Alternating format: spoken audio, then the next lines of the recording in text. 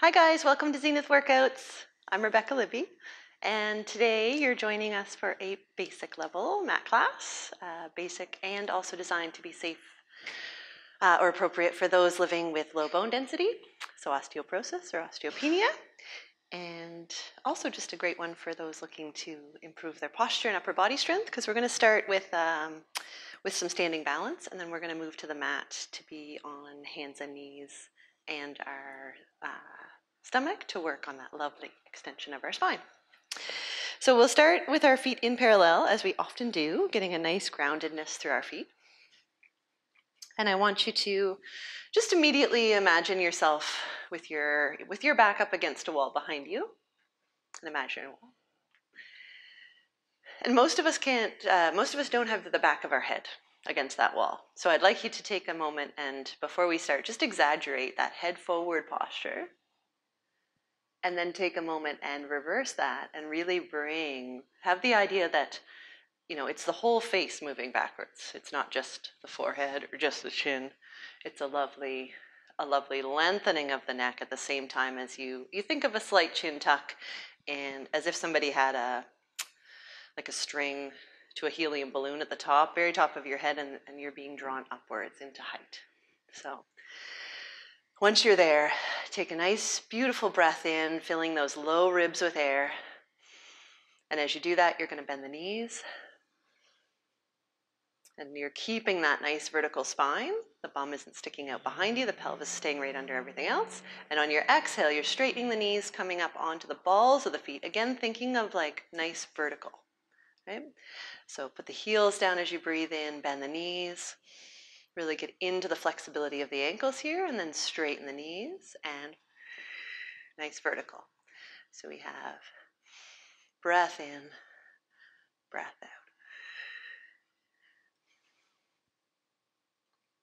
And, if thinking of the breath really throws you off, thinking of all our details in your form, you don't have to be as attentive to the breath. I like to bring the focus to the breath, because we don't think about our breath a lot in the day. And it's something that if we do bring our attention to, we can often improve how we breathe, which is a pretty big thing, I think, right? So in this, we're going to do 3 more. You're thinking of nice vertical posture as you bend the knees, and then on your exhale, you're already lifting the pelvic floor, drawing in with the deep belly, engaging that core to help you steady the ankles underneath the feet. And this is our last one. Nice breath in, breath out to raise up, and then sink the heels. And let's move to have the right foot in front of the left, whether you just take a stride forward and you have a bit of distance between the feet, or if you're looking to challenge yourself in the balance today, you can wiggle that right foot so that the heel of the right foot lines up with the toes of the left foot. And you can have something next to you for a little bit of balance and trust if you need to. And we're going to start with the knees straight, but having a little bit of weight in both feet, both legs. So a little bit of weight in the right, a little bit of weight in the left. Nice and open across your chest, remembering the head posture. And just be here for a minute. Not a whole minute, but nice breath in. And then keeping a little bit of weight in both legs, I'd like to see if you can bend your knees and come back up. And we're just going to do this for 3 times. Nice breath in to lower. Exhale to come up. And just trying to keep you nice and centered over the line that your feet are in. And I said we were doing 3, this is 4, because I get talking. And now you're going to stand with the knees pretty straight. They don't have to be locked straight, just nice and tall. And if you need a focus point, then just stay here and use it. But if you're feeling pretty confident, then I'd like you to turn the head and look over the right shoulder. And come back to the center, and then turn and look over the left. Right? And this challenges our balance more so than keeping our eyes on a fixed point ahead of us, because we really eliminate a little bit how much we can depend on our vision. We're moving our head and our eyes, and so we have to rely a little more on the feedback from our feet, ankles, all the receptors there to tell us where we are in space. So last time looking to the left, you should have done about 3 to each side here. And if you felt really good with that, we can go to eyes closed. If you don't feel you're ready for eyes closed, then just keep turning the head slowly and gently. But if you feel you can try the eyes closed, then really get an idea of where your feet are. Pay attention to that posture, and even weight in each foot or some weight in each foot, and then take a moment and just close the eyes and see how that goes. Right? There's a lot of correction immediately in my ankles anyway that starts going on. Right? And you might find the same, or you might find a lot of movement at the hips, or maybe you get out of your center of gravity and you have to bring yourself back, opening your eyes. That's fine, right? You just want to challenge yourself here. Perfect. So if you've done that with your eyes closed the whole time, open the eyes or stop moving the head, and then release the foot and just walk it out a little bit, because we're going to try the other side, of course. So now you have the left foot in front, and you can have a space here, right? This might be where you're starting if balance is not your strong suit at the moment, or the more narrow you make the feet, the better, and eventually coming to have the left foot right in front of the right as your sort of gold star. And then we just start with our breathing, nice and straight in the knees, nice and tall. Get your weight a little bit into the left foot, a little bit into the right, not just all on one foot, and then we'll do the bend of the knees. So breath in to bend the knees and straighten back up. To bend the knees and straighten back up. And just imagine, really staying quite still in your center as you lower and as you come back up, visualizing that. We're going to do an extra one because I think we did on the other side. And then stay with the knees straight but not locked. And if you need your focus point ahead of you, then just stay looking at it. That's fine. If you already have a lot of wobble, that's where you're going to stay. If you're pretty steady here, then turn the head, starting with the left this time. And always think about getting a little taller, because that will help the balance as well, instead of just being a little bit like passive and slouched into it. If you think about that length, you're already a little bit engaged around the hips and in the core, and that can help the balance. So just gently turning the head to the left, back through the center to the right. And you get bonus points here if your toes are uncurled, nice and straight, not little grippy feet. Right? If you maintain that nice grounded foundation. You'll also, of course, get bonus points if you're smiling and enjoying yourself. Perfect. So last head rotation there, center it. If the head rotation was your challenge sort of mode, then you can keep gently turning the head. Otherwise, try with the eyes closed. Take that moment to really, feel where your feet are underneath you. Even soften the knees if you need to. Have your wall next to you or your chair if you need that. And then closing the eyes. And just seeing where your body suddenly starts working a little bit harder, right? Maybe you could keep the toes uncurled for most of it, and then all of a sudden now you're gripping, and then you're going to say, no, I'm going to try to relax the feet, or if the ankles are really moving a lot in correction, can you work and finally steady them? Remember to breathe, and then if you've had the eyes closed this whole time, open them up. If you've been slowly turning the head, nice center, and then release the foot and walk it out. Perfect. Good. And our last little bit, it's not really balanced, but always nice to improve our balance, is a little bit of a squat where we sit back with the hips. So our first squat had been with the knees going forward. And now we're going to leave the knees over the feet, pretty vertical in our shins. As we breathe in, sitting back in the hips. Really feeling like you fold at the crease of the hips in the front, keeping your neutral spine. And on your exhale, coming up, pressing the arms behind you, and doing a nice rotation of the head. To the right, to the left, and then center into a squat. Coming back up, we'll do to the left this time with the head first. So left, right, and center. If you have a recent history of vertigo, you don't have to add the head movement. You can just stay with the eyes looking straight ahead. But this is a nice challenge to our balance in that we're moving. We're not looking at a fixed point. Right? Falls don't usually happen when you're totally focused and in control, right? They happen when someone calls your name and you look over your shoulder and then you stepped on that branch that you knew was there, but Good. Last one, sit back in your squat. Come up, look to the left, center, look to the right, center, and release. Good. Before we come down onto hands and knees, we're just going to do a lovely butterfly because that's wonderful for our posture. So you're standing, your goal is to keep the low back and your pelvis nice and still. The hands come up behind the head, either to interlace, or the hands could be at the temples if you're really tight in the shoulders. And we're going to take a breath in, and as you do, you press the elbows wide. You imagine someone's lifting your breastbone up and forward, and then lift the throat, lift the head a little bit, take a breath in there. And on your exhale, you're nodding the chin, drawing the elbows closer together, and just rolling forward as far as like your shoulder blades. Right? Not all the way through the whole spine. Breath in to butterfly open. Exhale to nod the chin to feel the back of the neck lengthen as you roll forward. And last one, nice beautiful breath in. Already starting to work on our tall posture. Exhale to roll it forward. Beautiful. And then release. Good. Let's come down onto hands and knees now.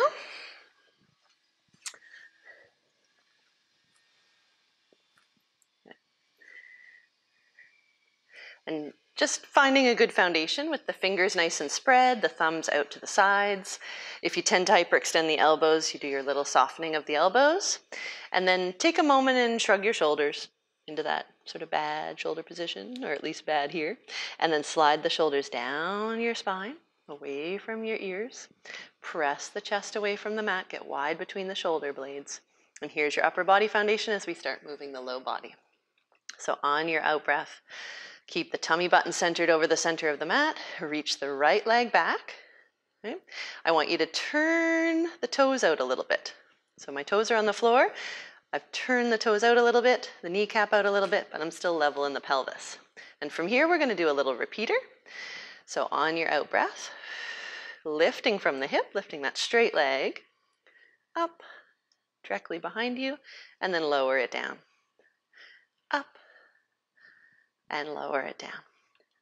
Draw in with the deep belly as the leg gets in to its highest point, right? So that you don't have an arch of the back. You're not dropping through the belly. As the leg gets up to its highest point, you're feeling like you lift through the belly and the low ribs. You're staying relaxed in the head and neck, strong in the upper body. And I know this is basic level. So on the next one, you can either hold it here, or for a little challenge today, you're going to do 3 little push-ups. So on your out breath, bend the elbows, let the upper body lower, the leg will lift a little bit higher, and come back up to where you started. For 1, for 2, and for 3. Good. Release the leg. You can rock it back for a second to give the wrists a little break if you need before we do the other side. And then when you're ready, come back to get that nice upper body foundation. Strong shoulders, press the chest away from the mat. When you're ready, reach back with the left leg this time, and then turn the toes out while they're still down on the mat, but keep the pelvis level, keep the tummy button centered over a spot below it on the mat. And on your exhale, raise the leg and lower it down. Raise the leg, lower it down. And having the toes turned out a little bit, the kneecap turned out a little bit, it makes us work a little bit different in our hip than we usually do, right? Targets the gluteal muscles a little bit differently.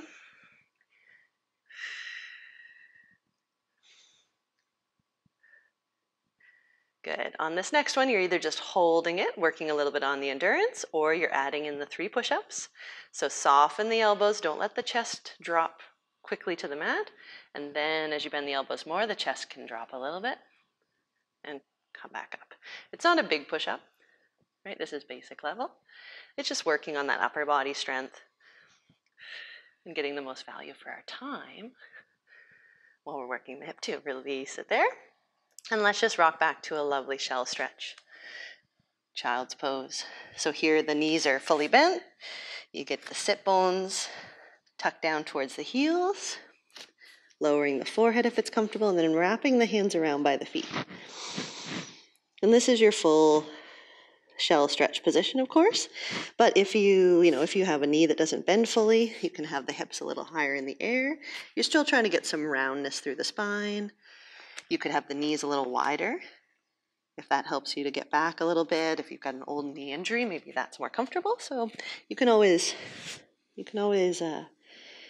find a way, I guess. And if being on the knees is totally not comfortable, I guess, you can always just sit. I got some people in the live classes that can't kneel in that position, so they just sit and they try to round the spine and take the breaths into the back of the rib cage. Always modifiable, this Pilates, eh? All right, one more breath in your shell stretch if you're there. Come on out and then come down onto your belly. And just working a little bit of our posture, nice and short today. Having the feet maybe about hip width apart, with the toes straight down, the kneecap straight down. Feel where your nice pelvis position is. You're thinking of staying light in the hip pointers, keeping the tailbone a little bit gently tucked, the pubic bone nicely grounded to the mat. And we'll start right away with moving the arms out to the sides with the elbows bent so the forearms are on the mat or the floor beside you. And you can have the forehead on the mat there, or you could just hover the head low. Take a nice breath in to prepare. Before you lift the upper body, I want you to just slide the shoulder blades down your back a little bit. Try to get long in the neck. And as you exhale, you're drawing in with the deep belly. You're sort of lifting the tummy away from the mat. And you're floating up with the face, with the throat, with the breastbone. And you're keeping that pelvis and low back nice and still. So no discomfort in the low back here.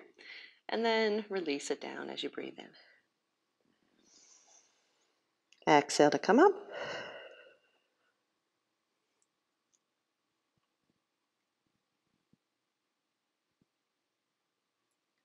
And inhale to release down.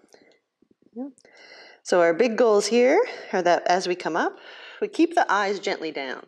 You're probably not going to be looking much beyond your mat or the very edge of your mat if you're quite flexible.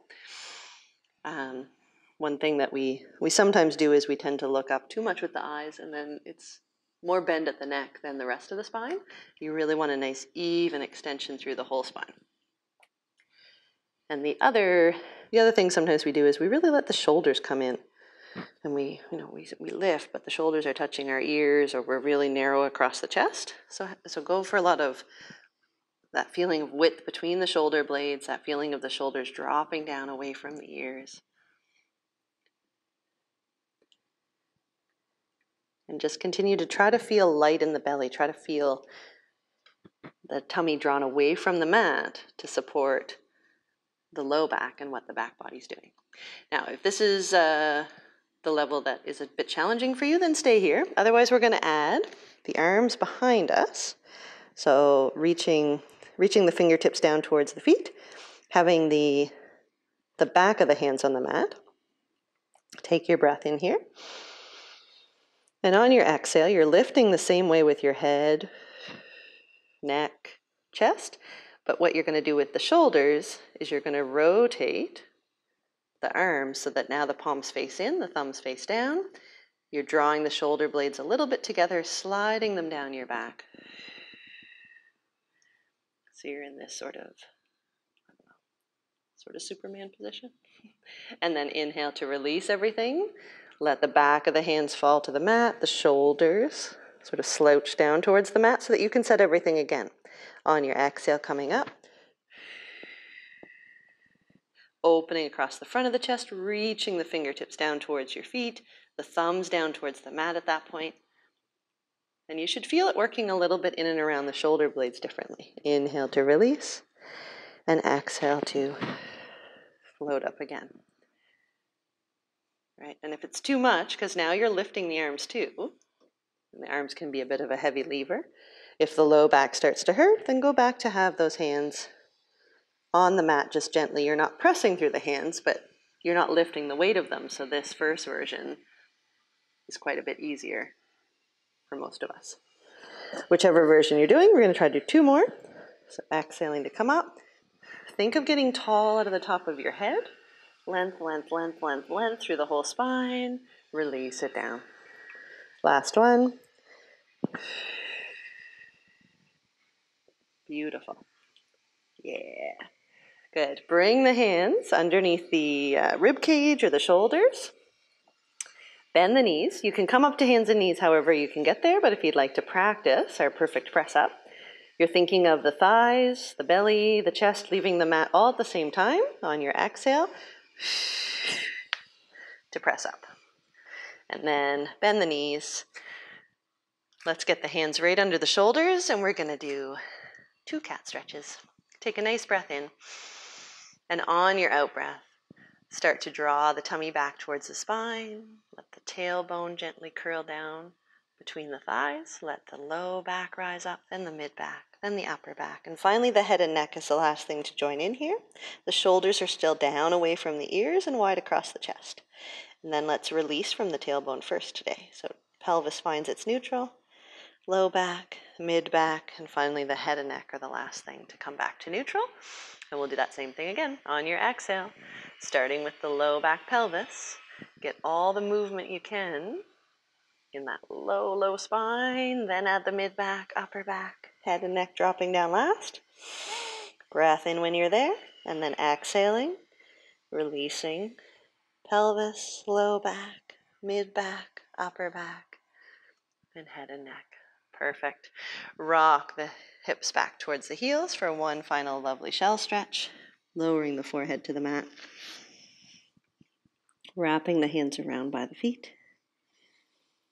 And just take 1 or 2 breaths there where you think of breathing that air right into your low back, upper pelvis, tailbone even.